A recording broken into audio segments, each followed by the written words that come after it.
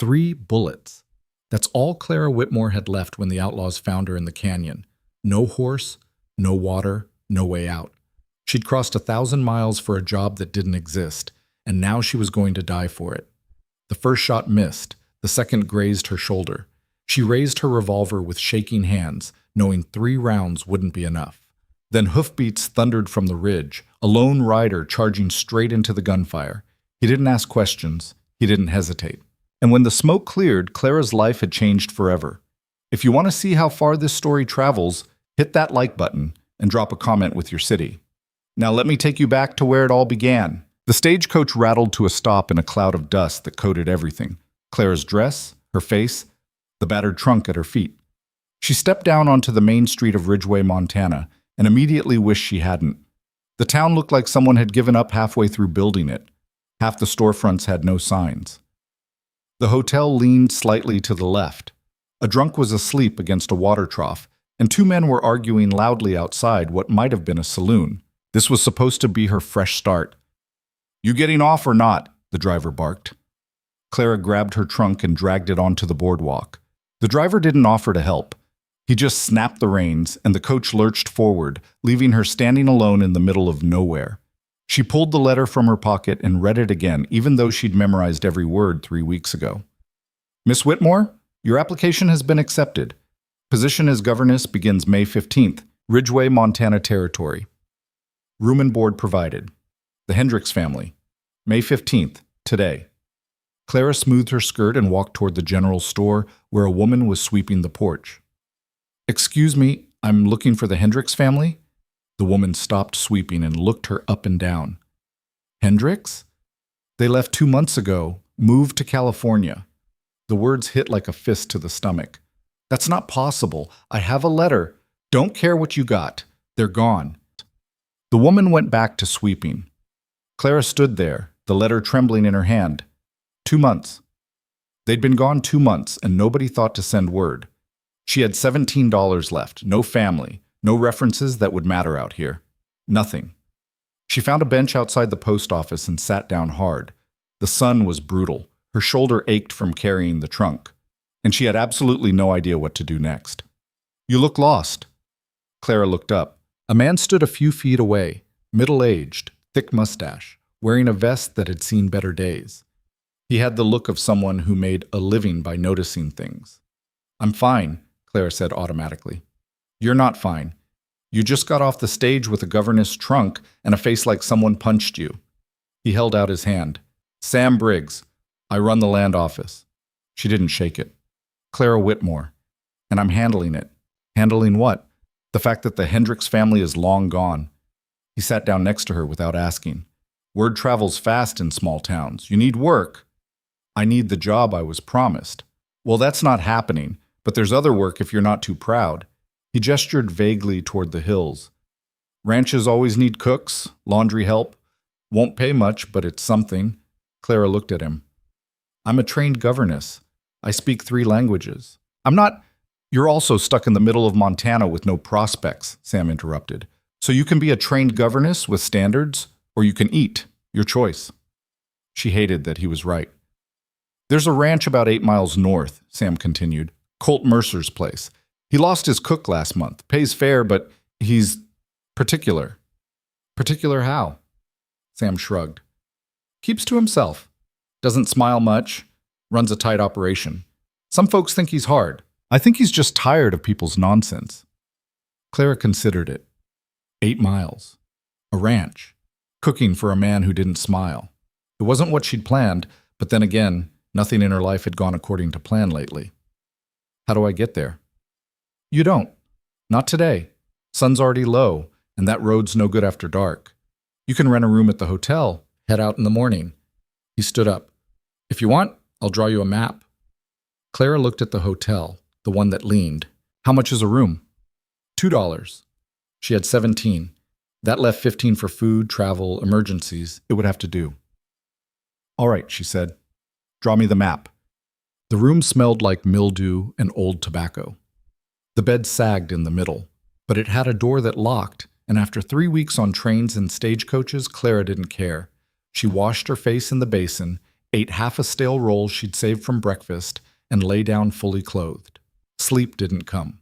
She kept thinking about the letter, about how she'd sold everything she owned to get here, about her aunt's face when Clara told her she was leaving Philadelphia. "You'll regret this. You'll end up stranded somewhere with no one to help you." Her aunt had been right. Clara hated that most of all. She must have dozed off eventually, because the next thing she knew, sunlight was pouring through the window and someone was hammering on the door. "You staying another night or not?" a rough voice called. Clara sat up, disoriented. "What time is it?" "Past 9, checkout's at 10.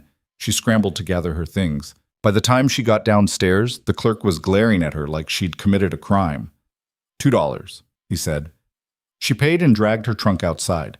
The street was busier now, wagons rolling past, men loading supplies, a group of women standing outside the church. Clara pulled out Sam's map and studied it. North Road. Follow it 6 miles. Fork at the creek. Take the left path. 2 more miles. Look for the white fence. She hefted her trunk and started walking. What? By the time Clara reached the fork in the road, her hands were blistered and her dress was soaked through with sweat. The trunk felt like it was filled with rocks. She set it down and leaned against a tree, breathing hard. The landscape out here was nothing like Philadelphia. No buildings, no crowds, no noise, just endless sky and rolling hills and the kind of silence that made her ears ring. It should have been peaceful. Instead, it felt like the land was waiting for her to fail. She picked up the trunk again and kept walking. The white fence appeared just after noon. It ran along the road for a 1/4 mile, neat and well-maintained. Beyond it, she could see a house, 2 stories painted white, with a wide porch and green shutters. It looked solid, cared for. Clara walked up the drive, her heart pounding. She had no idea what she was going to say. "Hello, I'm a desperate stranger who needs work. Please don't turn me away." She climbed the porch steps and knocked. Nothing. She knocked again, louder this time. Still nothing. Clara tried the handle. Locked. She walked around the side of the house, past a vegetable garden that was half overgrown, and into the backyard. There was a barn, a chicken coop, a corral with 3 horses. No people. "Hello?" she called. One of the horses lifted its head and stared at her. Clara set down her trunk and wiped her face. Maybe he was out on the range. Maybe he wouldn't be back for hours. She couldn't just stand here in the sun waiting. She tried the back door. It was unlocked. The kitchen was a disaster. Dishes piled in the wash basin. A pot on the stove with something crusted to the bottom. Flour spilled across the counter. It looked like no one had cleaned in weeks. Clara stood in the doorway, torn between horror and opportunity. If this was what the man considered acceptable, then he definitely needed a cook. But walking into a stranger's house uninvited was also a good way to get shot. She was still debating when she heard hoofbeats outside. Clara's stomach dropped. She stepped back toward the door, but it was too late. Boots hit the porch, and a man walked into the kitchen. He stopped when he saw her. He was tall, broad-shouldered, maybe 35. Dark hair, unshaven, wearing a dusty shirt and a gun belt. His eyes were the color of slate, and they locked onto her with an intensity that made her mouth go dry. "Who the hell are you?" he said. Clara lifted her chin. "Clara Whitmore. I'm here about the cook position." He stared at her for a long moment. Then he glanced around the kitchen, taking in the mess, the open door, the fact that she was standing in his house without permission. "I didn't post for a cook," he said. "Sam Briggs said you needed one." "Sam Briggs talks too much." He stepped closer, and Clara forced herself not to back up. "You always walk into strangers' homes uninvited?" "The door was unlocked, and I knocked. No one answered." "So you just helped yourself?" "I was looking for work, not silverware." His mouth twitched. It wasn't quite a smile, but it was close. "You got a reference?" "Not one that matters out here." "Family?" "No." "Where you from?" "Philadelphia." He let out a short breath that might have been a laugh. "Philadelphia. And you thought you'd try your luck cooking on a Montana ranch." "I thought I'd try my luck not starving," Clara shot back. "If you don't need help, just say so. I'll leave." She meant it. She was exhausted and humiliated and ready to walk right back out that door. But he surprised her. "You know how to cook?" "Yes." "Clean?" "Obviously." Handle livestock? Clara hesitated. I can learn. He looked at her for another long moment. Then he sighed and pulled off his hat, running a hand through his hair. All right, you can stay. Trial basis, 1 week. If it works, we'll talk terms. If it doesn't, I'll pay your stage fare back to town. Clara blinked. That's it? That's it. You'll have the back room, 3 meals a day, and $30 a month if you make it past the trial. I'm not here much during the day, so you'll be on your own most of the time. I don't care what you do at the house as long as it's clean when I get back. Questions? She had about 100, but she swallowed them all and said, No. Good. Name's Colt Mercer. Don't make me regret this. He walked past her, grabbed a canteen from the counter, and headed back outside. Clara stood in the kitchen, her heart still racing. That was it. No interrogation, no suspicion, no demands for proof that she could do what she claimed. Just a week to prove herself. She looked around at the disaster zone that was now her responsibility and felt something she hadn't felt in months. Hope. Clara spent the rest of the afternoon cleaning. She scrubbed the dishes, scoured the stove, swept the floors, wiped down every surface until the kitchen looked like a kitchen again. By the time the sun started to set, her back ached and her hands were raw, but the room was spotless. She found the back room Colt had mentioned, a small space off the kitchen with a narrow bed, a dresser, and a window that looked out onto the corral. It was plain, but it was hers. She unpacked her trunk, hung her 2 spare dresses on a hook, and stared at the bed like it was a luxury. She was just sitting down when she heard the front door open. Clara hurried into the kitchen. Colt was standing by the table, looking around with an expression she couldn't quite read. You do all this? He asked. Yes. He nodded slowly. When's dinner? Clara's stomach sank. She'd been so focused on cleaning, she hadn't even thought about food. There's not much in the pantry. I can make do, but I'll show you where the stores are tomorrow, he said, cutting her off. For tonight, just make whatever you can. He walked out before she could respond. Clara opened the pantry and took stock. Flour, cornmeal, a tin of beans, some dried meat, half an onion. Not much, but she'd worked with less. She made cornbread and beans, fried up the dried meat with the onion, and set it all on the table. It wasn't fancy, but it was hot, and it was edible. Colt came in when she called him. He sat down, looked at the food, and started eating without a word. Clara stood by the stove, unsure if she was supposed to sit or wait or leave. He didn't tell her, and she didn't ask. After a few minutes, he glanced up. You gonna stand there all night? I wasn't sure. Sit down. You cooked it, you can eat it. Clara sat across from him and filled her own plate. They ate in silence. It should have been awkward, but somehow it wasn't. He seemed like the kind of man who didn't waste words. And after the chaos of the past few days, Clara found that oddly comforting. When they finished, he pushed his plate back. That was good. Thank you. He stood up. I'll be out early tomorrow. Don't wait on me for breakfast. Just leave something I can take with me. All right. He paused at the door. You did good today. And then he was gone. Clara sat at the table, staring at his empty plate. You did good today. 4 words, but they felt like more than anyone had given her in a long time. She washed the dishes, banked the fire, and went to her room. The bed was lumpy and the blanket smelled like dust, but she didn't care. She'd survived. She had a roof, a job, and 1 more day to prove she could make this work. She fell asleep before her head hit the pillow. The next morning, Clara woke before dawn. She dressed quickly, braided her hair, and went to the kitchen. She made biscuits, fried eggs, and wrapped half of it in a cloth for Colt to take with him. When he came in, he took the bundle without comment, nodded once, and left. Clara spent the day exploring the ranch. The garden was a mess, but salvageable. The chicken coop needed mucking out. The house had cobwebs in every corner and dust thick enough to write in. She made a list in her head and got to work. By the end of the week, the place was transformed. The garden was weeded and watered.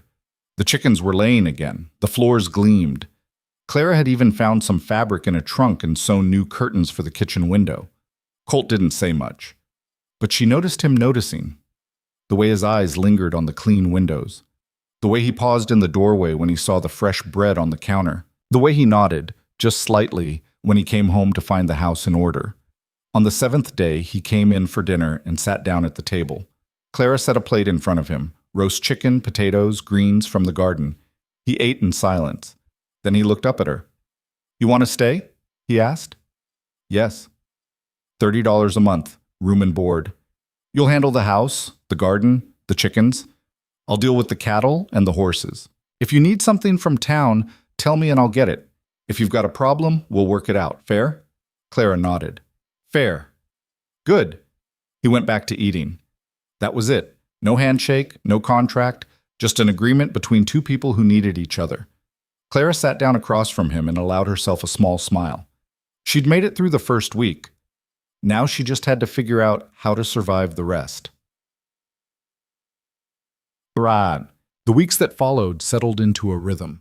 Colt left before sunrise and came back after dark, smelling like sweat and earth and hard work. Clara ran the house like a general running a campaign, efficient, thorough, relentless. She cooked, cleaned, mended, and slowly brought order to a place that had clearly been neglected for too long. They didn't talk much. Most nights, Colt ate in silence and then disappeared into his room or out to the barn. But Clara noticed things. The way he always washed up before coming to the table, even when he was bone-tired. The way he stacked his plate by the wash basin, not expecting her to do everything. The way he fixed the squeaky hinge on her door without her asking. He wasn't warm, but he wasn't cruel either. He was just contained. Like he'd learned a long time ago that showing too much of yourself was a liability. Clara understood that better than she wanted to admit. One evening, about 3 weeks in, she was pulling laundry off the line when she heard voices from the front of the house. She walked around the corner and saw Colt talking to two men on horseback. "We're just saying it looks strange, Mercer," one of them said. He was older, heavy-set, with a badge pinned to his vest. "Woman shows up out of nowhere, moves into your house. She works for me," Colt said flatly. "That's all you need to know." "People talk," the other man said. He was younger, with a mean smile, especially when a woman like that, people should mind their own business. Colt's voice didn't rise, but something in it changed, sharpened. "You got a point, Sheriff, or are you just here to gossip?" The sheriff held up his hands. "No trouble, Colt, just checking in." "Then you've checked. Now get off my land." The two men exchanged a look. Then they turned their horses and rode off. Colt stood there for a moment, jaw tight. Then he turned and saw Clara standing by the corner of the house. Their eyes met, and for a second neither of them moved. "Don't worry about them," he said finally. "I'm not." He looked at her like he didn't quite believe that. Then he nodded and walked past her toward the barn. Clara went back to the laundry, but her hands were shaking. She'd known people would talk. She just hadn't expected it to start so soon. That night, Colt came in for dinner and sat down without a word. Clara set the food on the table and sat across from him. They ate in silence for a few minutes. Then he spoke. "I don't care what people say," he said quietly. "You're doing good work here. That's what matters." Clara looked up. "And if they don't see it that way, then they're idiots." He met her eyes. "You got a problem with how things are?" "No." "Then neither do I." He went back to eating, and Clara felt something loosen in her chest. It wasn't much, just a few words. But out here, in a place where words were as scarce as water, it felt like enough. Another week passed, then 2. Clara had been at the ranch for almost 2 months when Colt came in one evening looking grim. "There's trouble," he said without preamble. "The Dawson gang hit a ranch 10 miles south, killed a man, burned the barn, took everything they could carry." Clara's blood went cold. "Are they coming here?" "Don't know, but I'm not taking chances. I'm heading out with a group from town tomorrow. We're going to track them down before they hit anyone else." "How long will you be gone?" "Few days, maybe a week." He looked at her. "You'll be all right here?" Clara thought about being alone on the ranch, miles from town, with outlaws potentially roaming the hills. Every instinct screamed at her to say no, but she'd been alone before. She'd survived worse. "I'll be fine," she said. Colt didn't look convinced. He walked to the cabinet, pulled out a revolver, and set it on the table. "You know how to use this?" Clara stared at the gun. "Not really." "Then I'll show you." They went outside, and he spent the next hour teaching her how to load, aim, and fire. Clara's hands shook the first time she pulled the trigger, but by the end she could hit the fence post 3 times out of 5. "Keep it with you," Colt said. If anyone comes around and you don't know them, don't open the door. If they try to force it, shoot first and ask questions later." Clara nodded, trying to ignore the way her stomach was twisting. That night, she barely slept. She kept thinking about what Colt had said. Shoot first, as if it were that simple. He left before dawn. Clara watched from the window as he rode off with 4 other men, their rifles strapped to their saddles. Then the ridge swallowed them, and she was alone. The first 2 days were quiet. Clara kept herself busy, cleaning, cooking, tending the garden. She checked the doors twice before bed and kept the revolver on the table beside her. Every sound made her jump. Every shadow made her reach for the gun. On the 3rd day, she was feeding the chickens when she heard hoofbeats. Her heart seized. She dropped the feed bucket and ran for the house, grabbing the revolver from the kitchen table. She stood in the doorway, the gun heavy in her hands, and watched as 3 riders came up the drive. They weren't Colt. They were rough-looking men, unshaven, dirty, with the kind of eyes that lingered too long. The one in front grinned when he saw her. "Well, look at that," he called. "Pretty thing all alone out here." Clara raised the gun. Her hands were shaking, but she kept it level. "Get off this property." The man laughed. "That's no way to greet guests." "You're not guests. You're trespassing. Come on now, we're just passing through. Thought maybe you could spare some food, some water." "No? That's not very neighborly." Clara cocked the hammer. "I said get off this property." The men exchanged glances. The one in front leaned forward in his saddle, still grinning. "You even know how to use that thing?" "Try me." For a moment, nobody moved. Clara's pulse was hammering so hard she thought they must be able to hear it. Then, from somewhere behind the barn, another set of hoofbeats thundered into the yard. Colt. He rode straight at the 3 men, his rifle already in his hands. He didn't say a word. He just stopped his horse between them and Clara and leveled the rifle at the leader's chest. The grin vanished from the man's face. "You've got 3 seconds to get off my land," Colt said quietly. The men didn't wait for 3. They turned their horses and rode off fast, dust rising in their wake. Colt watched until they disappeared over the ridge. Then he dismounted and walked toward Clara. She was still holding the gun, her whole body trembling. "You all right?" he asked. Clara nodded, even though she wasn't sure it was true. Colt gently took the revolver from her hands. "You did good. Didn't let them push you." "I thought you were gone for a week," she said, her voice unsteady. "Changed my mind, figured you might need backup." He looked at her, and for the first time since she'd met him, there was something unguarded in his eyes. "I wasn't about to leave you here alone." Something shifted between them in that moment, something neither of them had words for. Colt cleared his throat and stepped back. "Come on, let's get inside." They walked to the house together, and Clara realized she was no longer just surviving. She was starting to care what happened next. That night, Clara couldn't stop her hands from shaking. She stood at the stove, stirring a pot of stew she didn't remember starting, while Colt sat at the table cleaning his rifle. The silence between them felt different now, heavier, charged with something neither of them wanted to name. "You should eat," he said without looking up. "I'm not hungry." "You need to eat anyway." Clara set down the spoon harder than she meant to. "I'm fine." He finally looked at her. "You're not fine. You're standing there shaking like a leaf." "Well, excuse me for not being used to having guns pointed at my face. I didn't say it was a bad thing. I'm just saying you should sit down before you fall down." She wanted to argue, but her legs were threatening to give out.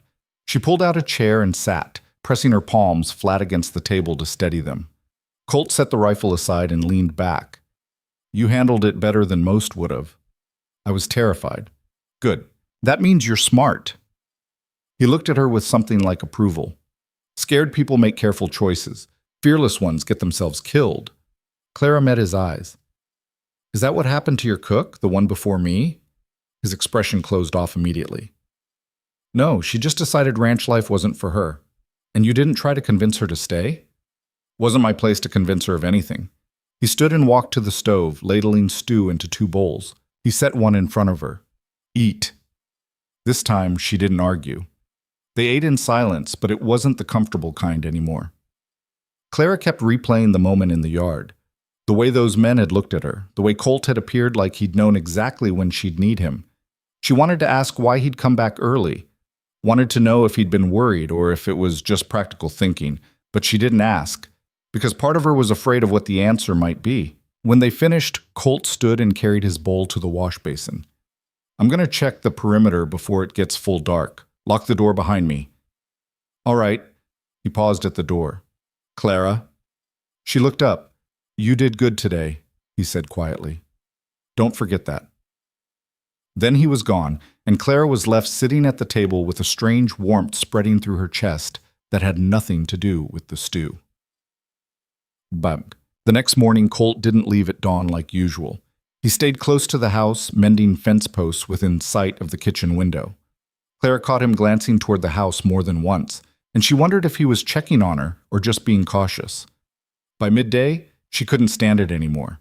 She made sandwiches, filled a canteen with cold water, and walked out to where he was working. He looked up when she approached, wiping sweat from his forehead. Something wrong? You've been out here for hours. I thought you might want lunch. He took the canteen and drank deeply, then accepted the sandwich. Thanks. Clara stood there, unsure if she should leave or stay. Colt solved the problem by sitting down on a nearby rock and gesturing to another one. Might as well sit. You brought the food. She sat, smoothing her skirt.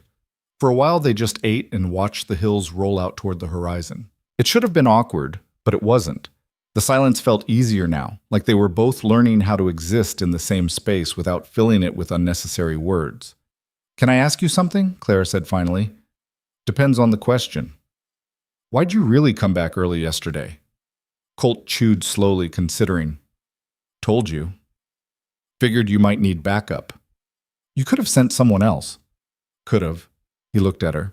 Didn't want to. The honesty of it caught her off guard. She'd expected deflection, or maybe a practical explanation. Not this. Why not? She asked. He was quiet for a long moment. Then he said, Because I know what it's like to be alone in a place that doesn't care if you live or die. And I didn't want that for you. Something in Clara's chest cracked open. She looked away, blinking hard against the sudden sting in her eyes. I've been alone before. I know. I can see it in the way you move through the house. Like you're used to no one being there. She didn't know what to say to that. Didn't know how to explain that being alone had felt safer than being around people who wanted things from her she couldn't give. Until now. It's different here, she said quietly. Yeah, Colt said. It is. They sat together until he finished eating, and then he went back to work. Clara walked back to the house with the empty canteen, feeling like something between them had shifted in a way she couldn't quite name. Over the next few weeks, the town started to notice. Clara went into Ridgeway twice with Colt to pick up supplies, and both times she felt the weight of eyes following her. Women whispered behind their hands. Men stared a little too long. And the sheriff, the same one who'd come to the ranch, watched them like he was waiting for something to go wrong. Ignore them, Colt muttered as they loaded sacks of flour into the wagon. Hard to ignore when they're not exactly subtle. They'll get bored eventually. People always do. But Clara wasn't so sure. That evening, as she was kneading bread dough, she heard a knock at the door. She wiped her hands and opened it to find a woman standing on the porch, middle-aged, dressed in a plain brown dress with a tight smile that didn't reach her eyes. Can I help you? Clara asked. I'm Margaret Winters. I run the church social committee.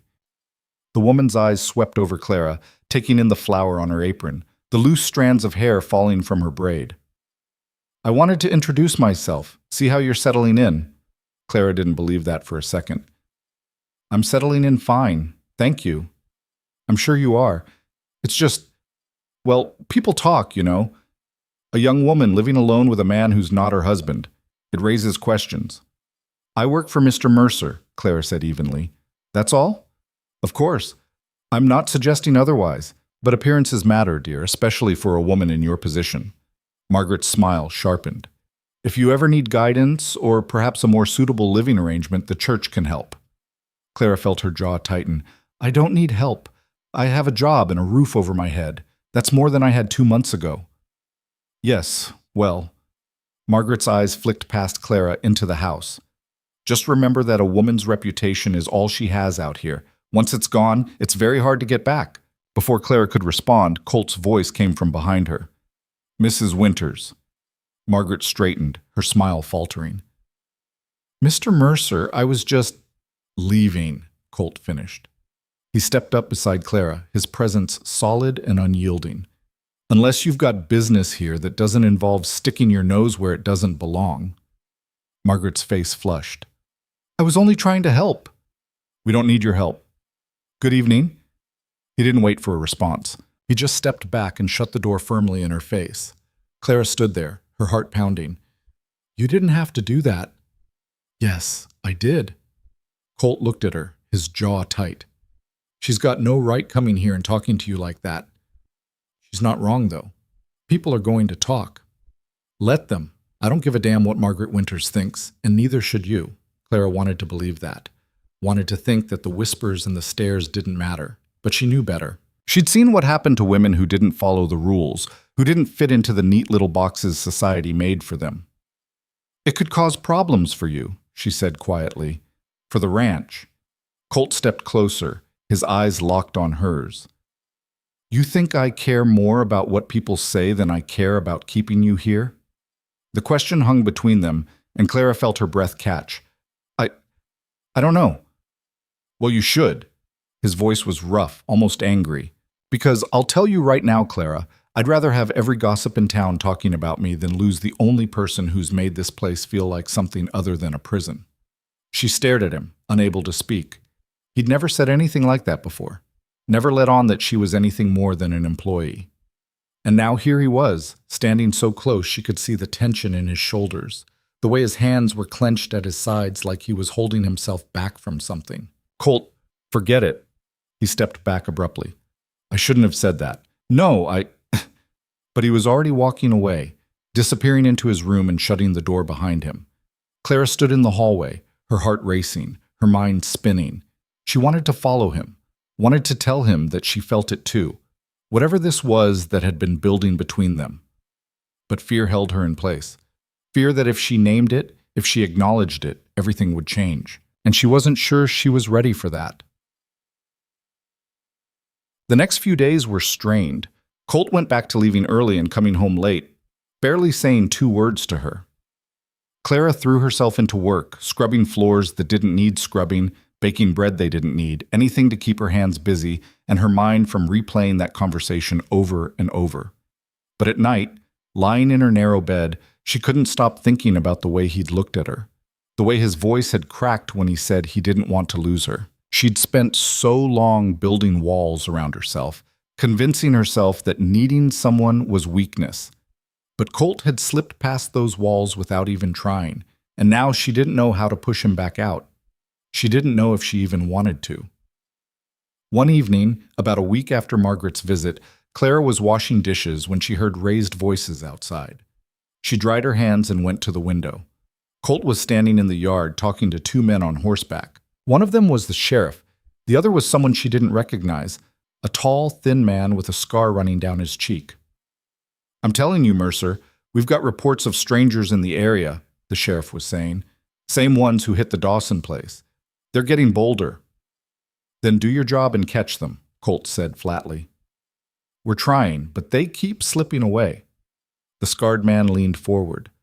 We're forming a posse. Need every able-bodied man we can get. Colt shook his head. I'm not leaving my ranch undefended. You've got hired help, don't you? The sheriff glanced toward the house, and Clara stepped back from the window. She can manage for a few days. No. Mercer, this is bigger than one ranch. If we don't stop these men now, they'll keep killing, keep stealing. You want that on your conscience? Colt's jaw worked. Clara could see the conflict on his face, the pull between duty and self-preservation, between what was right and what was safe. How long? He asked finally. 3 days? Maybe 4? Colt looked toward the house, and Clara's stomach dropped. She knew what he was going to say before he said it. All right, I'll go. The men nodded and rode off. Colt stood there for a moment, staring at the ground. Then he walked toward the house. Clara met him at the door. You're going. I have to. No, you don't. You could stay here. Let someone else. Clara. He looked at her, and the exhaustion in his eyes made her chest ache. If I don't go and something happens to another family, I'll never forgive myself. You understand that, don't you? She did. She hated it, but she did. When do you leave? Tomorrow morning. Clara nodded, swallowing hard against the knot in her throat. Then I'll pack you enough food for a week. He started to say something, then stopped. Instead, he just reached out and squeezed her shoulder, a brief rough touch that was over almost before it began. But it was enough to make her eyes sting. I'll come back, he said quietly. You better. Colt left before sunrise. Clara stood on the porch and watched him ride off with the posse, 8 men total, armed and grim-faced. The sheriff gave her a curt nod as they passed. Colt didn't look back, and then she was alone again. The first day wasn't so bad. Clara kept herself busy with chores, telling herself that Colt would be fine, that he knew what he was doing, that he'd survived this long without her worrying about him. But the second day was harder. Every sound made her jump. Every shadow looked like a threat. She kept the revolver close and checked the locks twice before bed. By the third day, she was a wreck. She couldn't eat, couldn't sleep. She paced the house like a caged animal, her mind conjuring up every terrible possibility. What if the outlaws ambushed them? What if Colt was hurt? What if he didn't come back? She hated how much it mattered, hated how thoroughly he'd worked his way under her skin. On the 4th day, she was feeding the chickens when she heard hoofbeats. Her heart leapt and she ran toward the sound, hope surging through her. But it wasn't Colt. It was the sheriff, and he was alone. Clara's stomach dropped. Where is he? He's alive, the sheriff said quickly, but he's hurt. Took a bullet in the side. We got him to the dock in town. Clara didn't remember moving. One moment she was standing in the yard, and the next she was hitching the wagon, her hands shaking so badly she could barely fasten the straps. Miss Whitmore, you don't need to. I'm going, she said fiercely. Don't try to stop me. The sheriff didn't. He just stepped aside and let her go, said. The ride to town felt like it took a year. Clara pushed the horses harder than she should have, her mind racing with terrible images. She'd seen men die from bullet wounds before, back in Philadelphia, during the riots. She knew how quickly things could go wrong. When she finally reached the doctor's office, she didn't bother tying up the horses. She just jumped down and ran inside. The doctor, a gray-haired man with tired eyes, looked up in surprise. Can I help you? Colt Mercer. Where is he? Back room, but he's resting, and I don't think... Clara pushed past him and threw open the door. Colt was lying on a narrow cot, his shirt off, a bandage wrapped around his ribs. His face was pale, his eyes closed. For one horrible moment, Clara thought she was too late. Then his eyes opened, and he looked at her. Clara? She crossed the room in 3 strides and stopped at the edge of the cot, her hands clenched into fists. You got shot. Yeah. You said you'd come back. I am back. You're lying in a doctor's office with a hole in your side. That's not back. He almost smiled. Missed you, too. Clara felt something break loose in her chest. Before she could think better of it, she sat down on the edge of the cot and took his hand. His fingers were rough and warm, and they closed around hers like he'd been waiting for her to reach for him. Don't do that again, she said, her voice shaking. Do what? Get shot? Leave me. The air between them went still. Colt's eyes searched hers, and whatever he saw there made his grip tighten. I won't, he said quietly. Not if I can help it. The doctor cleared his throat from the doorway. He needs rest and no excitement. Clara didn't let go of his hand. How bad is it? Clean through. Missed anything vital. He'll be sore for a few weeks, but he'll live. The doctor gave her a pointed look. As long as he doesn't do anything stupid. I'll make sure he doesn't, Clara said. Colt's mouth twitched. Bossy. Someone has to be. The doctor left them alone, and Clara sat there holding Colt's hand, feeling the steady beat of his pulse against her palm. She should have let go. Should have put some distance between them before this thing, whatever it was, got any more complicated. But she didn't, and neither did he. Colt stayed in town for 2 days while the doctor monitored the wound. Clara stayed with him, sleeping in a chair by his bed and ignoring every raised eyebrow and whispered comment. She didn't care what people thought anymore. Colt had nearly died, and she wasn't going to leave him alone just to preserve some imaginary sense of propriety. On the 3rd day, the doctor cleared him to go home. Clara Clara helped him into the wagon, trying not to wince at the way he moved so carefully, like every breath hurt. "I can manage," he muttered as she fussed with the blanket around his legs. "You got shot. You don't get to manage." "Clara, just let me help you." He looked at her for a long moment, then sighed and leaned back against the seat. "Fine." The ride back to the ranch was slow and quiet. Colt dozed off halfway through, his head tilted against the side of the wagon, and Clara let herself look at him without worrying about being caught. The sharp lines of his face, the way his hair fell across his forehead, the sheer stubborn will that had kept him alive this long. She'd fallen for him. Somewhere between the first week and now, she'd gone and done the one thing she'd sworn she wouldn't do. And she had no idea what to do about it. When they reached the ranch, she helped him inside and into his room. He sat on the edge of the bed, wincing. "You need anything?" she asked. "I'm fine." "Colt." He looked up at her, and the vulnerability in his eyes nearly undid her. "Stay, just for a minute." Clara sat down beside him, careful not to jostle his injury. They sat in silence, shoulders almost touching, and for the first time since he'd left, she felt like she could breathe. "I was scared," she said quietly. "When the sheriff came and said you were hurt, I thought—" Her voice broke. "I thought I'd lost you." Colt turned to look at her, and the expression on his face was so raw it hurt to see. "You didn't lose me, but I could have." "Clara." He reached up and touched her face, his calloused fingers gentle against her cheek. "I came back. I'll always come back." She leaned into his touch, closing her eyes. "You can't promise that." "I can try." And then, before she could talk herself out of it, she kissed him. It was brief and clumsy and nothing like the romantic moments she'd read about in books. But it was real. And when she pulled back, Colt was staring at her like she'd just rearranged his entire world. "Clara Cham." "Don't," she said quickly. "Don't say it's a mistake. Don't say we shouldn't. Just let it be what it is." He studied her face for a long moment. Then he nodded. "All right." She stood up, her heart pounding. "I'll make you something to eat." "Clara." She paused at the door. "Thank you," he said, "for coming to get me." She looked back at him, and the softness in his expression made her chest ache. Where else would I be?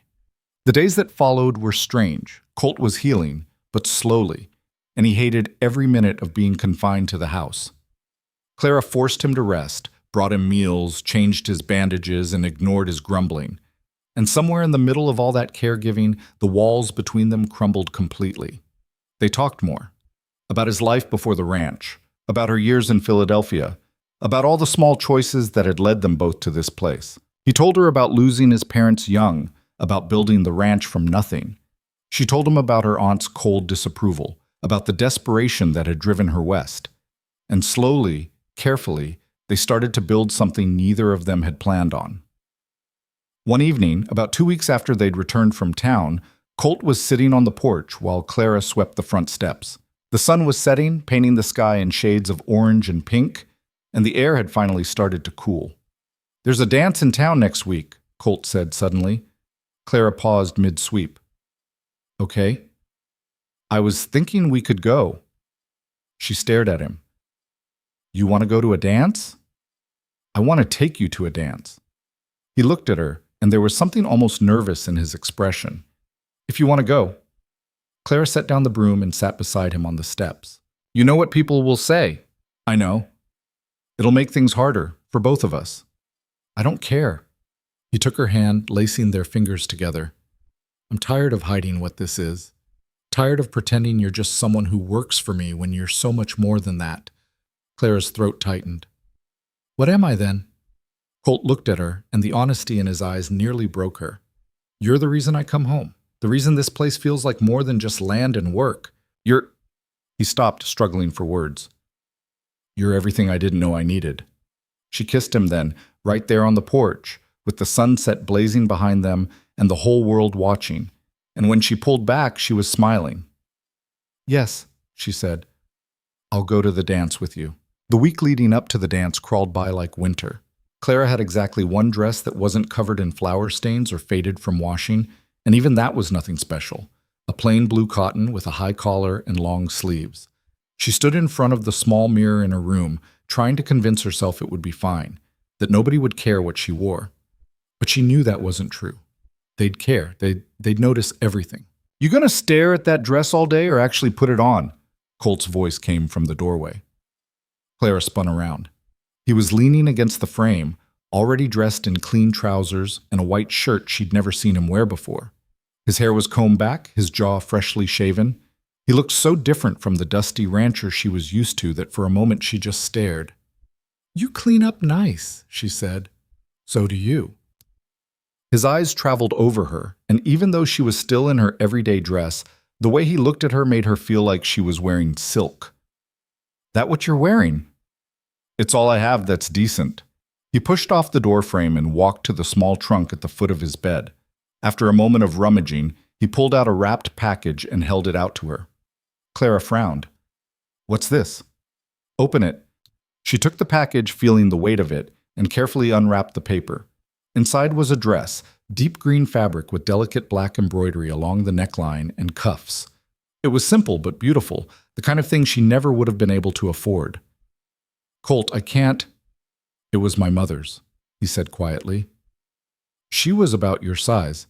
I thought, if you wanted—" He stopped, looking uncomfortable. "You don't have to wear it. I just thought you might like to have something nice." Clara ran her fingers over the fabric, her throat tight. "It's beautiful." She would have wanted someone to wear it. Would have liked you, I think. She looked up at him, this man who kept surprising her in ways she didn't expect. "Thank you." He nodded, then cleared his throat and stepped back. "I'll give you some privacy. Let me know when you're ready." After he left, Clara changed into the dress. It fit almost perfectly, just a little loose in the waist. She twisted her hair up and pinned it as best she could, wishing she had a proper mirror, wishing she knew how to make herself look like the kind of woman who belonged at a dance on the arm of a man like Colt Mercer. When she walked out into the main room, Colt turned from where he'd been standing by the window. He went very still. "Well?" Clara said, suddenly self-conscious. "Will I embarrass you?" "No." His voice was rough. "You look—" He stopped, shook his head. "You look perfect." She felt heat rise to her cheeks. "You're just saying that." "I'm not." He crossed to her and took her hand. "You ready for this? Because once we walk in there together, everyone's gonna know." Clara squeezed his hand. "I know." "And you're still willing to go through with it?" She looked at him, at this stubborn, guarded man who'd somehow become the center of her world, and felt certainty settle in her chest. "Yes." "All right then." He grabbed his hat and opened the door. "Let's give them something to talk about."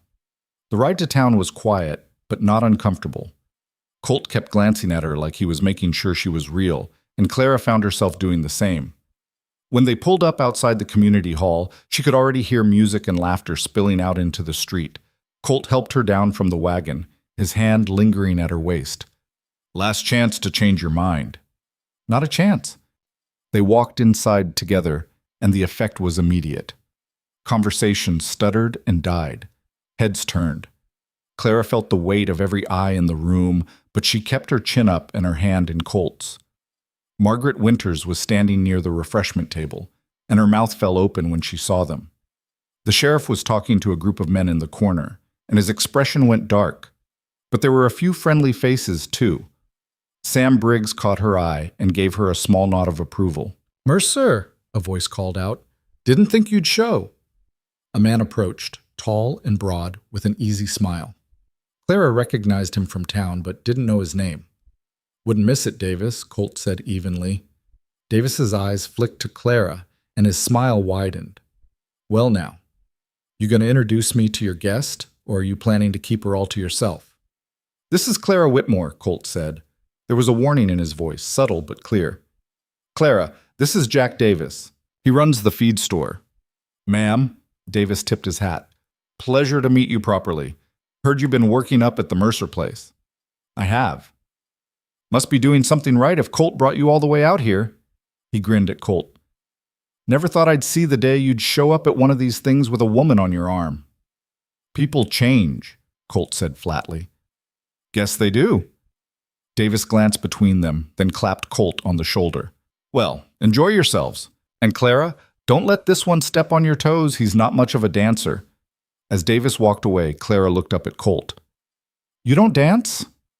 Not well. Then why'd you bring me to a dance? Because I wanted people to see us together. He turned to face her fully. Wanted them to know you're not just someone who works for me. And what am I exactly?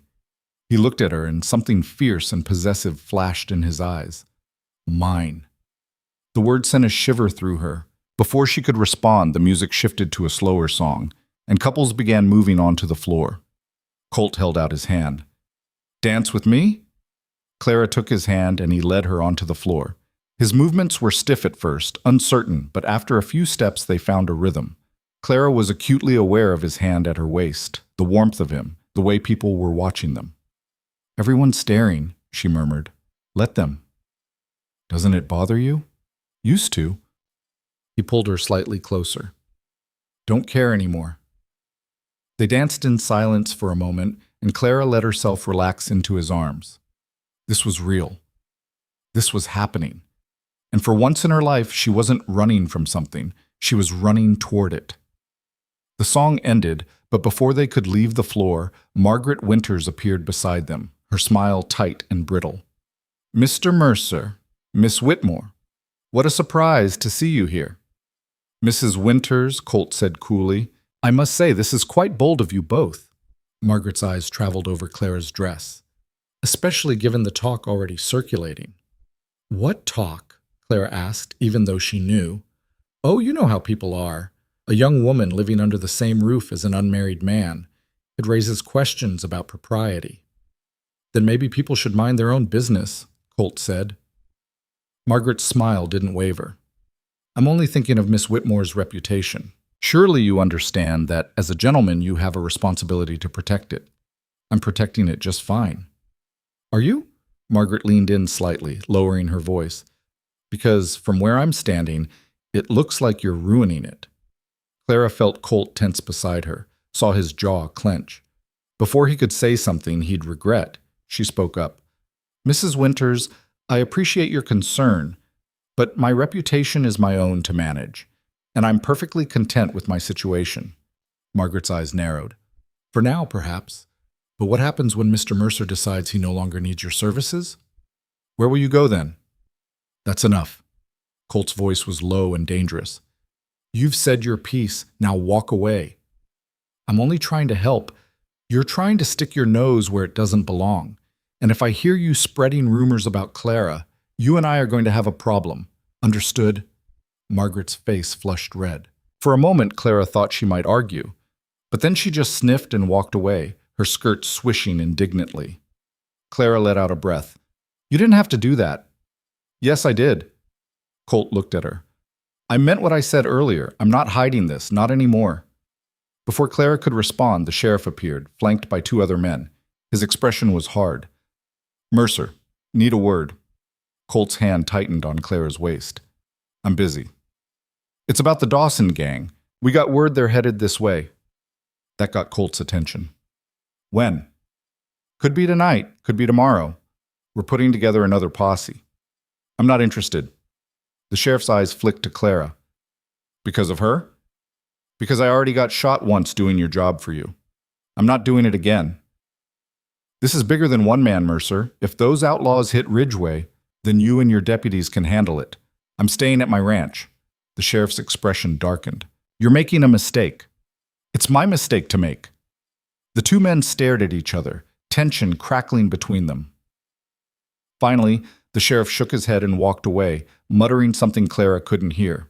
Colt exhaled slowly. We should go. Are you sure? We just got here. I'm sure. He looked around the room, at all the watching faces, and Clara could see the exhaustion settling over him. I got what I came for. Everyone knows now. They left quietly, slipping out into the cool night air. The ride home was silent, but this time the silence felt heavy. Clara kept replaying the sheriff's words, the way Colt had refused without hesitation. You turned them down because of me, she said finally. I turned them down because I'm not getting shot again for people who'd rather gossip than say thank you. But if the gang comes, then we'll handle it. Together. He looked at her. I'm not leaving you alone again, Clara. I can't. She wanted to argue, to tell him he was being irrational, that his duty was to help protect the town. But the truth was, she didn't want him to go either. The thought of him riding out into danger again, of waiting and wondering if he'd come back, she couldn't do it. What if they come to the ranch? She asked quietly. Then we fight. There's only 2 of us. We've got guns, we've got the high ground, and we've got each other. He reached over and took her hand. That's more than most people have. When they reached the ranch, Colt helped her down from the wagon and walked her to the porch. The moon was bright enough to see by, casting everything in silver light. Clara turned to face him, and the look in his eyes made her breath catch. Thank you, she said, for tonight, for standing up for me. You don't need to thank me for that. Still, it meant something. He stepped closer, his hand coming up to cup her face. You mean something, more than I know how to say. Then he kissed her, slow and deep, and Clara felt the last of her walls crumble. When they finally pulled apart, they were both breathing hard. I should, Clara started. Stay, Colt said. Just for a while. They sat on the porch steps together, her head on his shoulder, his arm around her waist. Above them, stars scattered across the sky like broken glass. And for a little while, the rest of the world, the gossip, the danger, the uncertainty, all faded away. But peace never lasted long out here. 3 days later, Clara was in the garden when she heard gunfire in the distance. She straightened, her heart beginning to pound. More shots followed, rapid and violent, coming from the direction of town. She ran to the house and found Colt already standing on the porch, his rifle in hand, staring toward the horizon. It's them, he said grimly. The gang. They're hitting Ridgeway. Clara's stomach dropped. What do we do? We stay here. We stay ready. But the people in town made their choice when they decided gossip was more important than kindness. His voice was hard. I'm not risking my life for people who look at you like you're dirt. Colt, no. He turned to her, and the fierceness in his expression stopped her cold. I know what you're thinking, that we should help, that it's the right thing to do. But the right thing already got me shot once, and I'm not doing it again. Not when it means leaving you. Clara wanted to argue, wanted to tell him that people's lives were at stake, that they had to do something. But she also understood what he was saying, understood that he was choosing her over everyone else, and that it wasn't a choice he made lightly. How long do you think we have? She asked. Don't know. Could be they'll hit the town and move on. Could be they'll come out here looking for more. Then we prepare. They spent the next hour fortifying the house. Colt barricaded the doors and windows, positioned rifles at strategic points, made sure they had water and ammunition. Clara loaded every gun they had, her hands steady despite the fear crawling up her spine. As the sun began to set, the gunfire from town finally stopped. The silence that followed was somehow worse. They waited, tense and ready, as darkness fell. Clara sat at the kitchen table with a rifle across her lap, watching the windows. Colt paced, checking and rechecking their defenses. Maybe they're gone, Clara said finally. Maybe. But neither of them believed it. Around midnight, they heard horses. Multiple riders approaching fast. Colt moved to the window and peered out, then cursed under his breath. How many? Clara asked. 5. Maybe 6. What do they want? Nothing good. The riders circled the house, shouting demands Clara couldn't quite make out. Then one of them fired a shot at the front door, and the wood splintered. Open up, Mercer, a rough voice called. We know you're in there. Colt didn't answer. He just positioned himself at the window, rifle raised. We don't want trouble, the voice continued. Just give us what we came for, and we'll be on our way. What they came for? Clara whispered. Colt's jaw tightened. They heard about the dance. About you. They think... He stopped, his expression going dark. They think I've got something worth taking. Horror washed over Clara. They're here for me. They're not getting you. Another shot hit the house, this time shattering a window. Clara flinched but held her ground. Colt fired back, and one of the riders yelped and fell from his horse. Bad move, Mercer, the voice shouted. Now we're going to have to do this the hard way. More gunfire erupted, and suddenly the night was chaos. Bullets tore through the windows, splintering wood and shattering glass. Colt fired methodically, taking down another rider. Clara aimed for one approaching the back door and pulled the trigger, her heart hammering. The man stumbled but kept coming. She fired again, and this time he went down. "Good shot," Colt yelled, but there were still more of them, and they were getting closer. One managed to break through the back door, and Colt wheeled around, firing point blank. The man dropped, but another was already coming through the window. Clara swung her rifle like a club, catching him across the face. He staggered, and she fired, the recoil nearly knocking her off her feet. "Clara, get down!" Colt shouted. She dropped just as another shot tore through the space where her head had been. Colt returned fire, and the shooter fell. Then, suddenly, it was quiet. Clara stayed down, breathing hard, her ears ringing. Colt moved to the window, scanning the darkness. "They're pulling back," he said. "For how long?" "Don't know." They waited, weapons ready, as the minutes dragged by. Finally, they heard hoofbeats retreating into the distance. Colt lowered his rifle slowly. "I think they're gone." Clara stood on shaking legs and looked around the kitchen. 2 bodies on the floor, bullet holes in the walls, glass everywhere, the smell of gunpowder thick in the air. "Are you hurt?" Colt asked, suddenly at her side. "No, you." "I'm fine." They stared at each other for a long moment. Then Clara started laughing, sharp, slightly hysterical bursts that she couldn't quite control. "We just fought off a gang of outlaws," she said between gasps. "In our kitchen." "Yeah." Colt's mouth twitched into something that might have been a smile. "We did." The laughter died as quickly as it came, and Clara felt tears prick her eyes. "They came here because of me." "They came here because they're greedy bastards looking for easy prey. They picked the wrong house." "Someone could have died. You could have, but I didn't." He pulled her into his arms, holding her tight. "We're both here. We're both alive. That's all that matters." Clara buried her face in his chest, breathing in the familiar smell of him, leather and wood smoke and something uniquely Colt. Her hands fisted in his shirt, and she felt him press a kiss to the top of her head. "I can't lose you," she whispered. "You won't. I'm not going anywhere." They stood there in the wreckage of the kitchen, holding each other while the night slowly gave way to dawn. And Clara realized something that both terrified and exhilarated her. This wasn't just survival anymore. This was love. The next morning, Colt rode to town to report what had happened. He came back hours later, his expression grim. "The gang hit half the businesses on Main Street," he told Clara. "Killed 2 people. Sheriff's putting together a bigger posse, says they're going after them for real this time." "Are you going?" "No." He looked at her. "I told you. I'm not leaving you again." "Colt, if they need you..." "I don't care what they need. They didn't care when those men showed up at our door.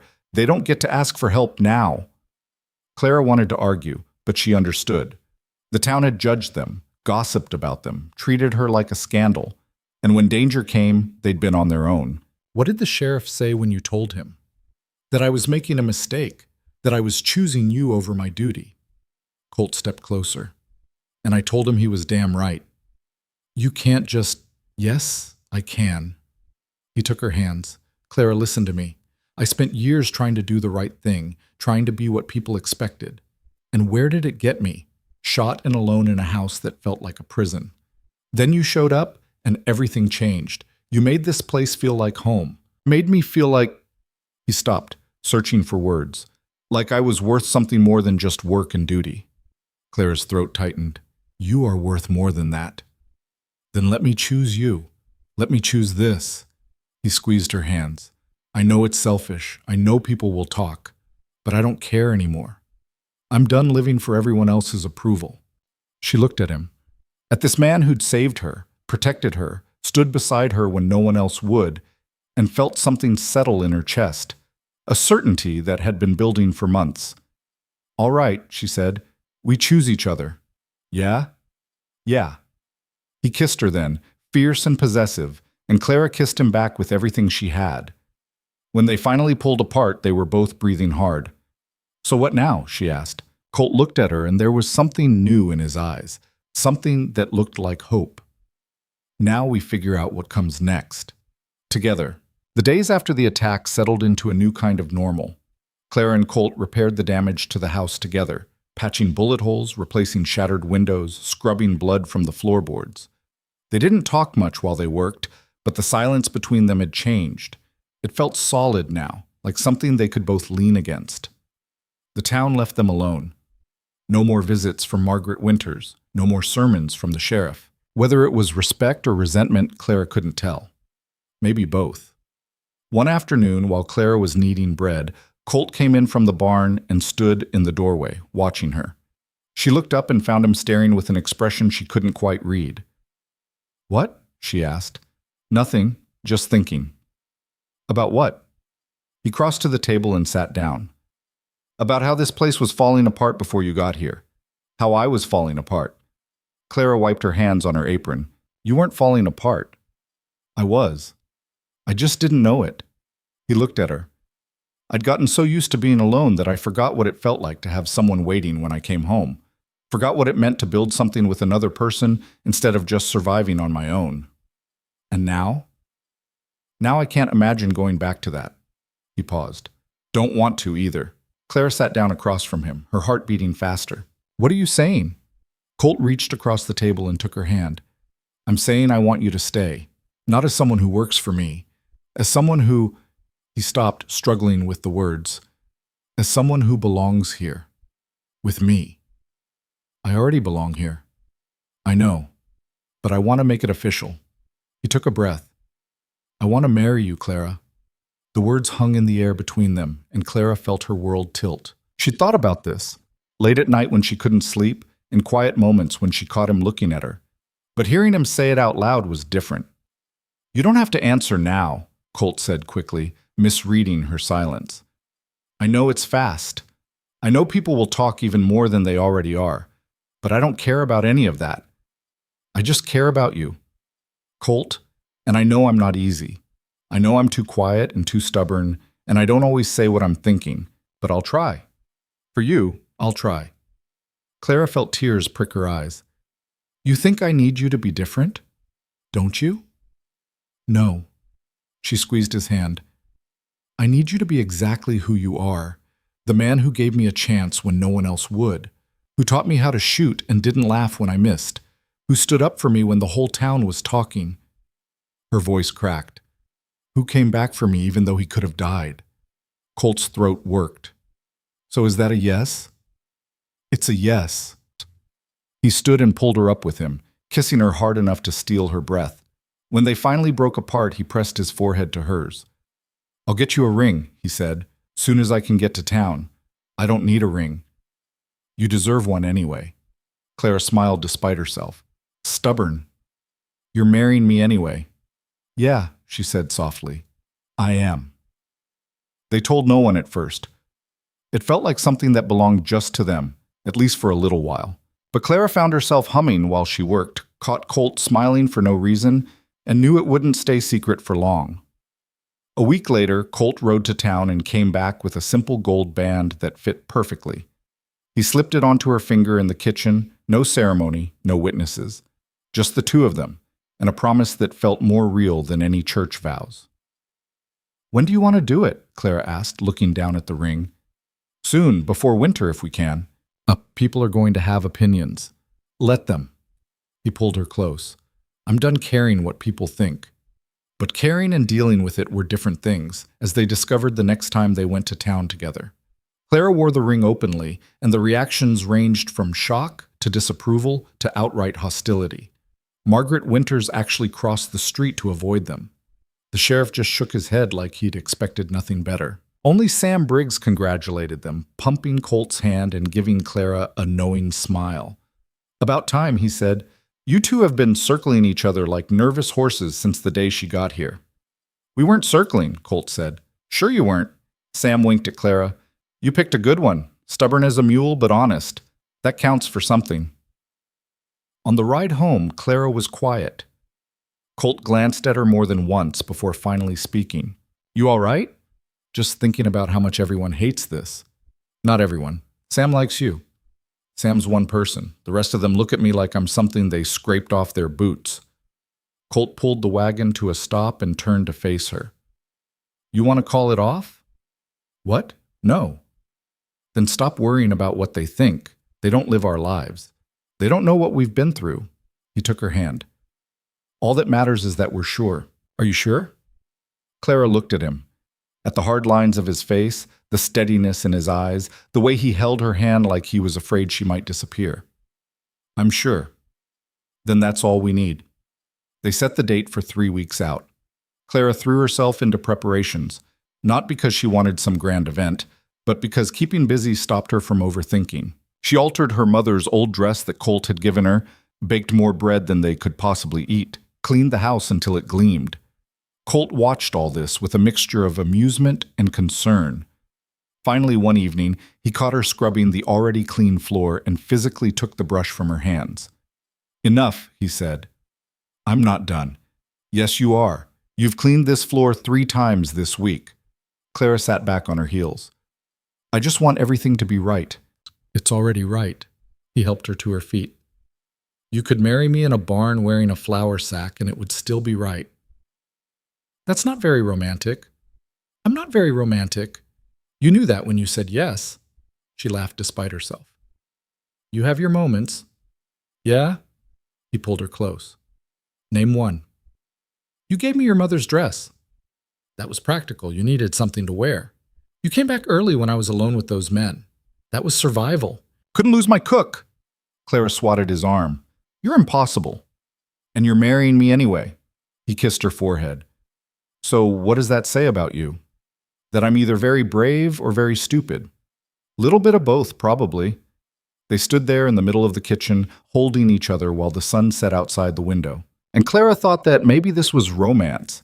Not grand gestures or flowery words, but this quiet certainty, this bone-deep knowledge that she'd found something worth keeping. The night before the wedding, Clara couldn't sleep. She lay in her narrow bed, staring at the ceiling, her mind racing. In less than 24 hours, she'd be Clara Mercer. She'd be bound to this man, this place, this life. There'd be no going back. The thought should have terrified her. Instead, it felt like coming home. She must have dozed off eventually, because the next thing she knew, sunlight was streaming through the window and someone was knocking on her door. You awake? Colt's voice. Yeah. Good. Got something for you. Clara pulled on her robe and opened the door. Colt was standing there in his work clothes, holding a bundle of wildflowers, purple and yellow and white, tied together with a piece of twine. Thought you might want these, he said, almost shyly. For your hair or whatever. Clara took the flowers, her throat tight. You picked these. Rode out early this morning. Figured, he shrugged, figured you should have something nice. She stood on her toes and kissed him. Thank you. He cleared his throat, looking uncomfortable with the emotion. Yeah, well, don't get used to it. I'm not going to be out picking flowers every day. I know. Good. He stepped back. I'll see you in a few hours.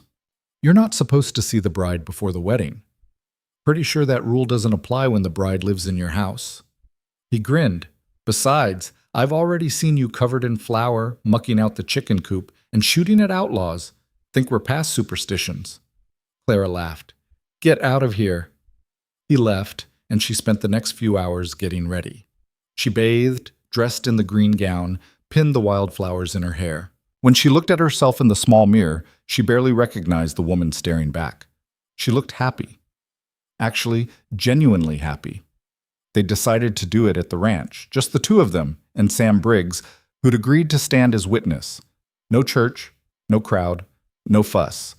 Just a simple exchange of vows in front of the fireplace. When the time came, Clara walked out into the main room and found Colt waiting. He'd cleaned up, put on a suit she didn't know he owned, combed his hair back. He looked nervous and hopeful, and so handsome it made her chest ache. Sam was standing by the fireplace, grinning like he'd orchestrated the whole thing. Well, don't you two clean up nice? Let's just get this done before I change my mind, Colt muttered. You're not changing your mind, Claire said. No, I'm not. Sam cleared his throat. All right then. We're here because these two stubborn fools finally figured out what the rest of us already knew. They belong together. Now, I'm not a preacher, but I figure the important part is the promises. So, he looked at Colt. You got something to say? Colt took Clara's hands. For a moment, He just looked at her, and she could see him struggling to find the right words. "I'm not good at this," he said finally. "Never have been. But I'll tell you what I know. I know that before you showed up, I was just going through the motions, working, surviving, but not really living. And I know that you changed that, changed me." He swallowed hard. "I can't promise I'll always say the right thing or that I won't be difficult sometimes. But I can promise I'll stand beside you, protect you, build a life with you that's worth all the hell we went through to get here." Clara's eyes were burning. "My turn?" "Your turn." She took a shaky breath. "When I came here, I had nothing, no job, no family, no future. I was running from everything I'd lost and didn't even know what I was running toward. But you gave me a chance when you had no reason to. You saw past what everyone else saw, some desperate woman with no prospects. And you gave me a place to belong." Her voice cracked. "You gave me home. And I promise I'll make this ranch into something we can both be proud of. I'll stand with you, fight beside you, and love you for as long as I'm breathing." Colt's grip on her hands tightened, and she saw his eyes were suspiciously bright. Sam sniffed loudly. "Well, hell, that was better than most church weddings I've been to." He wiped his eyes. "All right. By the authority of absolutely nobody except the two of you, I'd say you're married. Colt, kiss your wife before I start crying." Colt didn't need to be told twice. He pulled Clara into his arms and kissed her like they were the only two people in the world. When they finally broke apart, Sam was applauding. "Congratulations, you crazy kids. Now, I believe there's pie." Clara had made 3 pies that morning, more out of nervous energy than necessity. They ate in the kitchen, Sam regaling them with stories from town, while Colt kept his hand on Clara's knee under the table, like he needed to keep touching her to make sure she was real. When Sam finally left, full of pie and still grinning, Clara and Colt stood on the porch and watched him ride off. "Well," Clara said, "we did it." "Yeah." Colt turned to her. "Any regrets?" "Not a single one." "You?" "Only that I didn't do it sooner." He scooped her up without warning, making her shriek, and carried her back into the house. Clara laughed against his shoulder, feeling lighter than she had in years. That night, lying in Colt's bed, their bed now, Clara listened to the sound of his breathing and felt peace settle over her like a blanket. She'd come west looking for a job. She'd found so much more. The next morning, they woke tangled together, and Colt's first words were, "Good morning, Mrs. Mercer." Clara smiled. "Good morning, Mr. Mercer. How's it feel?" "Different. Good different." He kissed her temple. "Yeah, it does." They stayed in bed longer than they should have, talking quietly about plans for the ranch, about winter preparations, about all the small mundane things that made up a life together. Eventually, though, the animals needed tending and work needed doing. Clara got up and dressed, and when she walked into the kitchen, she stopped short. Colt had made breakfast, badly, judging by the burnt edges on the eggs and the lopsided bacon. But he'd made it. "What's this?" she asked. "Figured you could use a morning off since, you just got married." Clara looked at the disaster on the stove, then at him, and felt her heart swell. "It's perfect." "It's burned." "It's perfect anyway."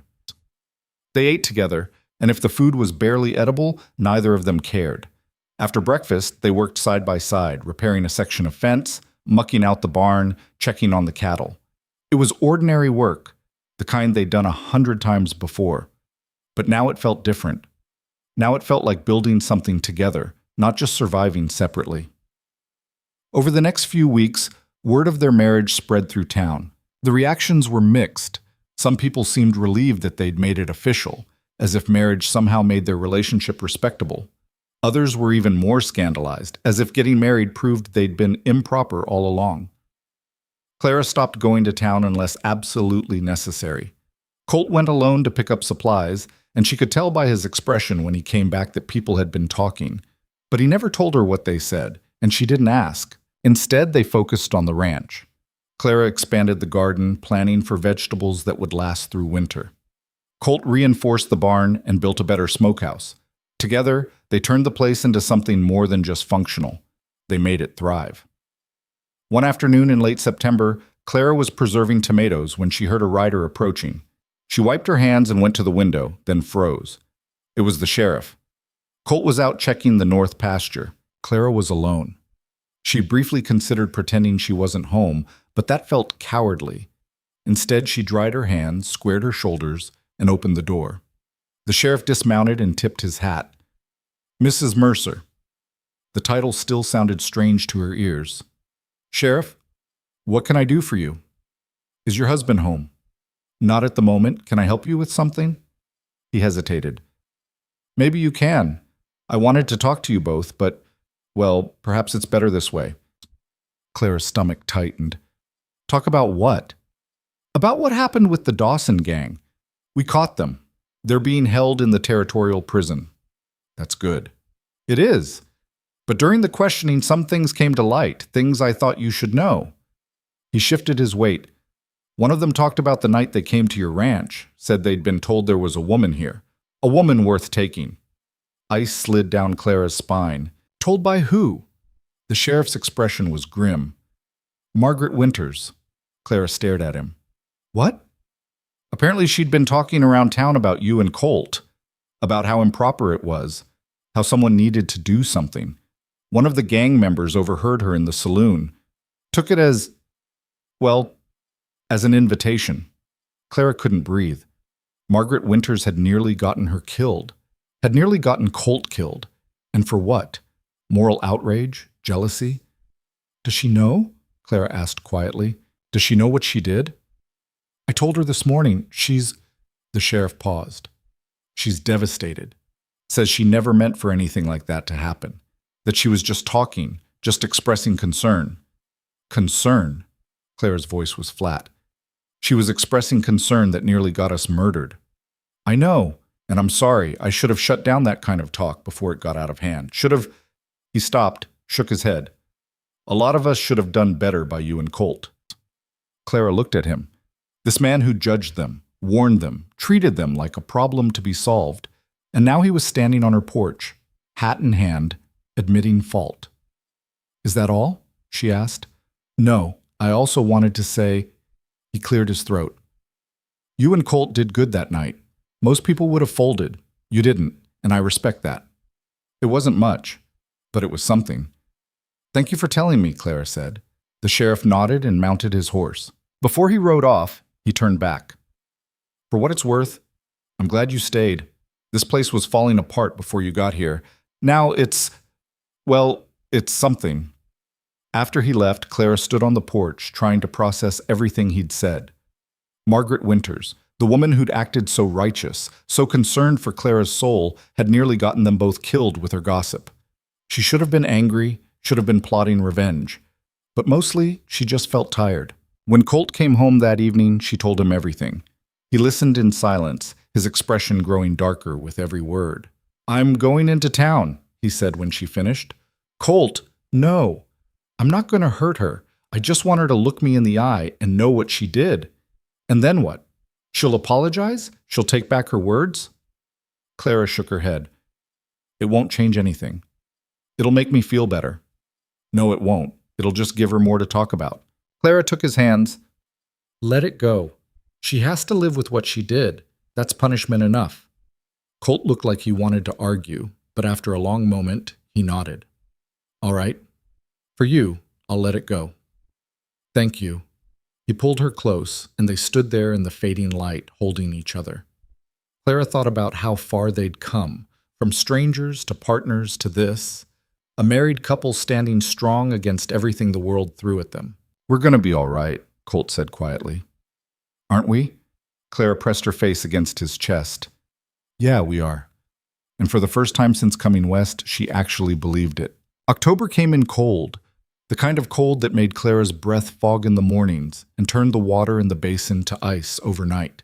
She'd wake to find Colt already up, stoking the fire, trying to get the house warm before she had to leave the blankets. It was a small kindness, but it meant everything.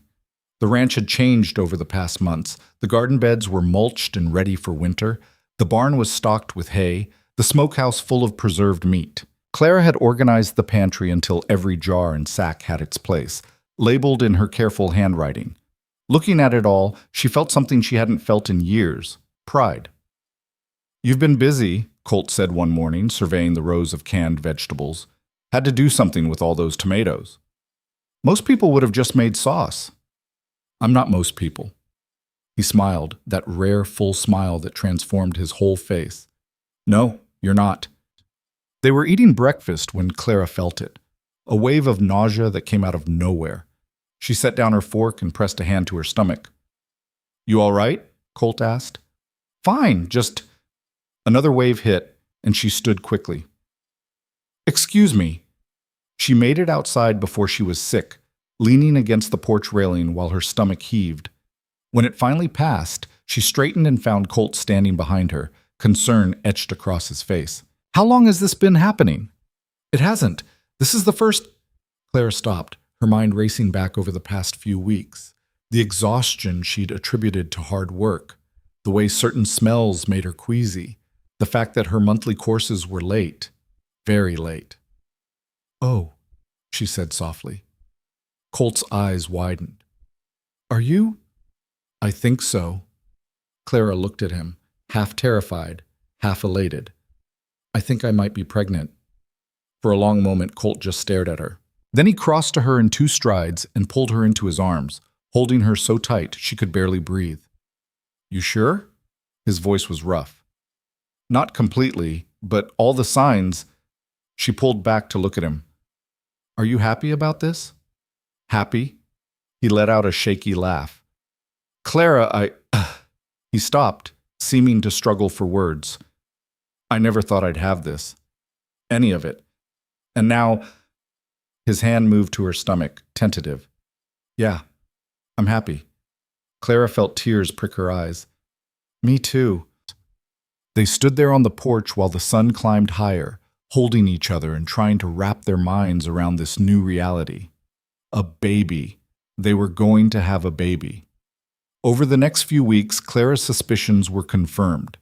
The nausea continued, though mostly in the mornings.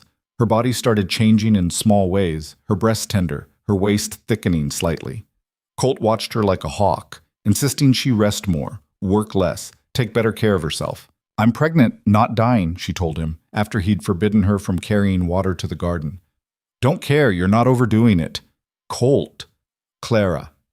He took her hands. I can't lose you, or the baby, so you're going to let me worry, and you're going to rest when I tell you to rest. Understood? She wanted to argue, but the fear in his eyes stopped her.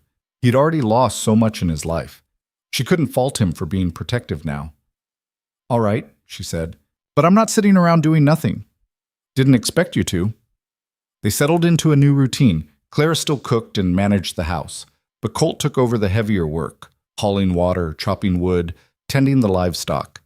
In the evenings, they'd sit by the fire and talk about the future, names for the baby, where to put a cradle, how to manage once the child was born. You think we're ready for this? Clara asked one night. No, Colt looked at her. But I don't think anyone's ever really ready. We'll figure it out. What if I'm not good at it, being a mother? What if I'm not good at being a father? Clara considered that. Then we'll be bad at it together. He smiled. That's the plan. In early November, they made a rare trip to town together. Clara needed fabric for baby clothes, and Colt wanted to pick up winter supplies before the first real snow. The reception was different than Clara expected. Several women actually smiled at her, and one even congratulated them on the marriage. It was Margaret Winters who surprised her most. The woman approached as Clara was examining bolts of cloth, her expression hesitant. Mrs. Mercer, she said quietly. Clara stiffened. Mrs. Winters. Margaret twisted her hands together. I wanted to apologize for everything. What I said, what happened because of it, there's no excuse. I was wrong. Clara studied her. The woman looked like she'd aged 10 years since Clara had last seen her. Her eyes were red-rimmed, her face drawn. Why did you do it? Clara asked. Why did you care so much about how I lived my life? Margaret's mouth trembled. Because I envied you. You had the courage to choose your own path, to not care what people thought. And I'd spent my whole life doing exactly what was expected, being exactly who I was supposed to be. And I was miserable. She looked down. So I lashed out, tried to bring you down to where I was, and I nearly got you killed. Clara felt something loosen in her chest. Not forgiveness exactly. but understanding. I can't say it's all right, she said, because it's not. You could have destroyed everything. I know. But I also know what it's like to feel trapped, to feel like you're drowning in other people's expectations. Clara paused. So I'm not going to stand here and tell you I forgive you, but I'm also not going to carry this anger around. It's too heavy, and I've got better things to worry about now. Margaret's eyes dropped to Clara's stomach, and understanding dawned. Yes. Congratulations. The word sounded genuine. You and Mr. Mercer will make wonderful parents. After Margaret left, Colt appeared at Clara's elbow. What was that about? Making peace, I think. You didn't have to. I know, but holding on to it wasn't doing me any good. She looked up at him. Besides, we've got a baby coming. I'd rather focus on that than on old grudges. Colt kissed her forehead. Smart woman. They finished their shopping and headed home as the first snow began to fall. Light flakes that melted on contact but promised heavier storms to come. Clara watched the landscape transform, white dusting the brown hills, and felt a surge of contentment so strong it almost hurt. What are you thinking? Colt asked. That a year ago, I was alone in Philadelphia with nothing. And now I'm here, married, expecting a baby, about to spend winter on a ranch in Montana. She shook her head. Sometimes I can't believe this is real. It's real. He took her hand. And it's ours. Winter settled in hard and fast. By mid-November, the snow was knee-deep and the temperature rarely climbed above freezing. Colt worked from dawn to dusk, breaking ice on the water troughs, hauling hay to the cattle, keeping the house supplied with firewood. Clara marveled at his endurance, the way he kept going even when she could see the exhaustion in his eyes. You need to rest, she told him one evening as he came in, his face red from the cold. I'm fine. You're working yourself to death. Ranch doesn't run itself. Clara crossed her arms. The ranch can survive you taking an evening off. He looked like he wanted to argue, but then his shoulders sagged. Maybe you're right. They spent the evening playing cards by the fire, and Clara was struck by how simple it was. Just the two of them, warm and safe, while the wind howled outside. This was what she'd been searching for all along, even when she hadn't known it. Not adventure or excitement, but this quiet peace, this sense of home. As Christmas approached, Clara felt the baby move for the first time, a flutter so faint she almost missed it. She was kneading bread when it happened, and she stopped mid-motion, her hands going still. Colt, she called. He appeared from the other room. What's wrong? Nothing's wrong. The baby moved. His eyes went wide. It's too early for you to feel it, but it's there. She pressed her hand to her stomach, smiling. It's real. Colt crossed to her and covered her hand with his. They stood there together, waiting to see if it would happen again. When it did, Clara laughed, and Colt's expression was so full of wonder it made her chest ache. We're really doing this, he said. Yeah, we really are. On Christmas Eve, they roasted a chicken and made the last of the preserves into something resembling a celebration. It wasn't much, but it felt like everything. Clara had sewn Colt a new shirt from fabric she'd been hiding, and he'd carved her a wooden box with her initials on the lid. For keeping things safe, he said as she opened it.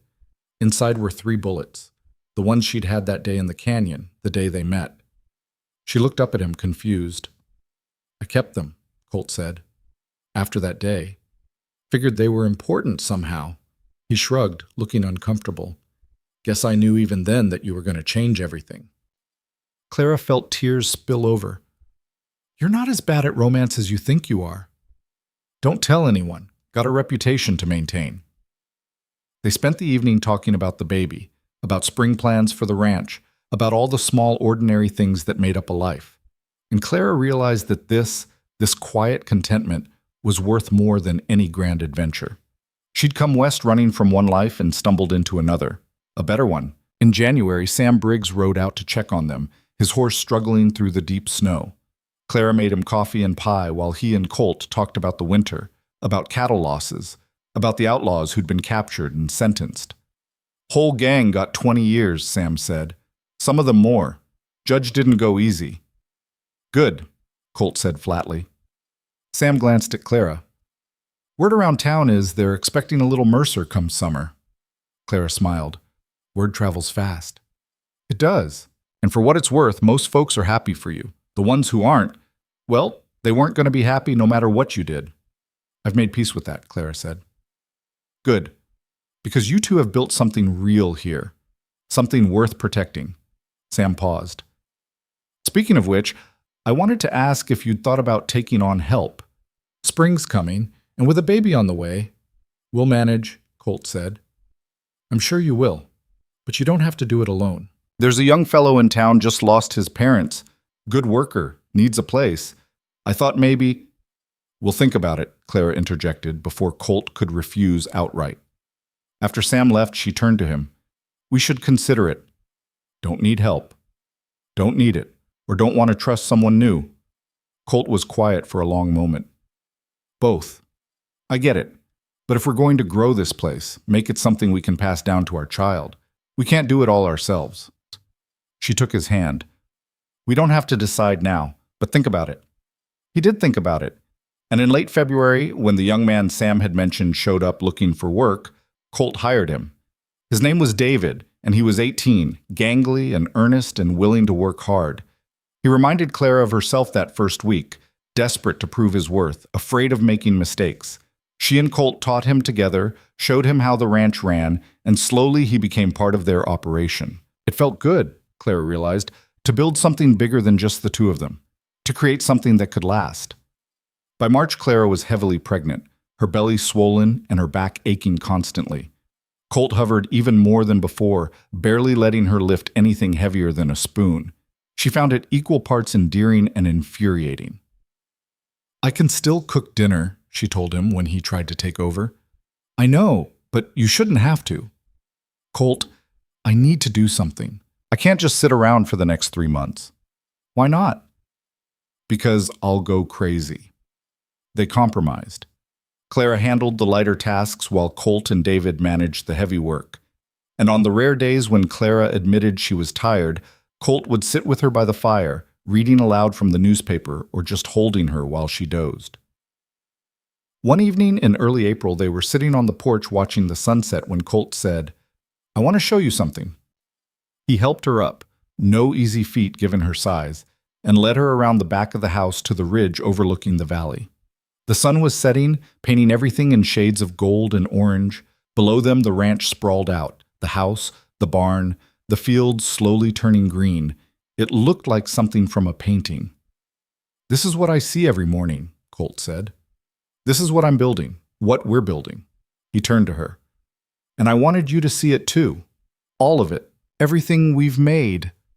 Clara felt tears prick her eyes. It's beautiful.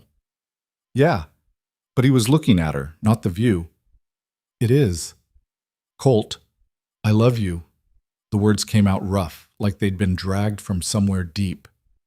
I don't say it enough, but I do. More than I knew I could love anything. I love you too.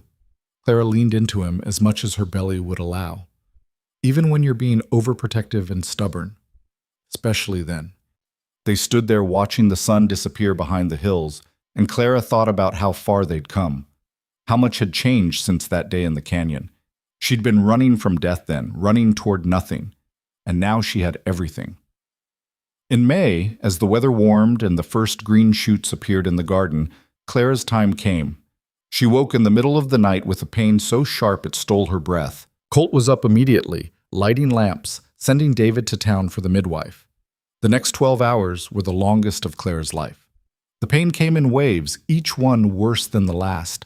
Colt stayed by her side the entire time, holding her hand, wiping her face with cool cloths, murmuring encouragement even when she cursed at him. I hate you, she gasped during a particularly bad contraction. I know. This is your fault. I know that too. If we survive this, I'm never doing it again. Whatever you say. The midwife, a gruff woman named Helen, just laughed. They all say that. Then they do it anyway. Finally, as the sun was setting, Clara gave one last push and heard the most beautiful sound in the world, her baby crying. Helen cleaned the infant and placed it in Clara's arms, and she looked down at the tiny red face and fell completely, irrevocably in love. It's a girl, Helen announced. Colt, who'd been standing frozen at the foot of the bed, moved closer. His hand shook as he touched the baby's head. "She's perfect," he whispered. "She's got your eyes," Clara said. "And your stubbornness, I bet." They named her Sarah, after Colt's mother, and as Clara held her daughter, with Colt sitting beside them, looking awed and terrified and happy all at once, she felt the last piece of her broken heart slot into place. This was what she'd been searching for. Not a job, not a home, but this. A family. People who chose her, who loved her, who made the hard days bearable and the good days extraordinary. The weeks after Sarah's birth were a blur of exhaustion and joy. Clara had never been so tired in her life, but she'd also never been so content. Colt was a surprisingly good father, patient with the baby's crying, gentle when he held her, completely besotted in a way that made Clara's heart swell. "You're staring at her again," Clara said one evening, finding him standing by the cradle. "Can't help it. He shook his head. "I can't believe she's ours." "Better believe it. She's going to need feeding in about an hour. I'll get her." "Colt, you can't feed her." "I can bring her to you," Clara smiled. "Deal." They settled into a new rhythm, taking turns with night feedings, trading off when the other was too exhausted to function, working together to keep both the baby and the ranch running. David proved invaluable, taking on more responsibility so Colt could spend time with his family. By summer, Sarah was smiling and cooing, and Clara had started working in the garden again, with the baby in a basket beside her. The ranch was thriving, the cattle healthy, the crops growing, the finances more stable than they'd been in years. One afternoon in July, Claire was weeding the vegetable beds when she heard riders approaching.